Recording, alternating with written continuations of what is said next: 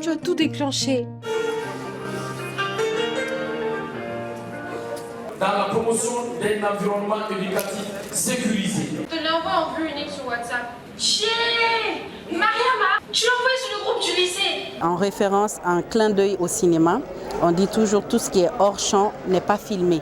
Donc d'où le titre hors champ, parce qu'en réalité tout ce que ces harcelés-là vivent sont hors cadre. Ils le vivent seuls. Dans le film, vous venez de le voir, tout ce qu'elle a pu ressortir comme ressentiment, elle l'a vécu seule dans sa chambre sans pour autant vouloir l'extérioriser. Que tout recommence. Elle est moquée, isolée.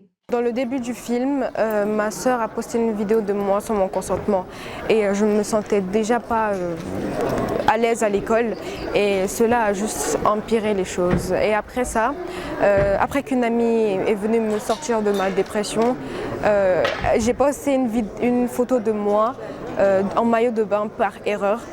Et ça a tout recommencé. Grâce au soutien de ma sœur, j'ai réussi à extérioriser, à parler. Il faut juste parler. Parler, parce que parler, ça libère. S'il faut vivre ça réellement, l'expérience, elle est 100 fois pire. Hein. La vidéo tourne partout. Oui, mais ce genre de choses, ça dépasse l'école.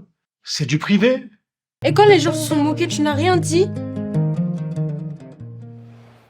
Alors, sans plus tarder, permettez-moi de rentrer. C'est vraiment un très très bon film, c'est très éducatif. Et j'ai déjà été témoin d'un cas, j'ai même une fois été harcelée, mais c'était quand j'étais petite. Moi, ce film m'a vraiment touchée. Il y a beaucoup de gens qui sont touchés par le harcèlement et j'aimerais dire aux gens de faire attention.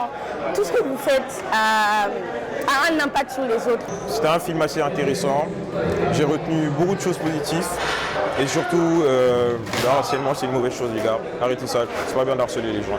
Vous pouvez exister et vous n'ayez pas honte de cela. Aujourd'hui, je voudrais parler, pas en tant que merveille, mais en tant que Mariama. Parce que Mariama, elle représente tous ceux qui n'osent pas parler, tous ceux qui osent, tous ceux qui souffrent en silence.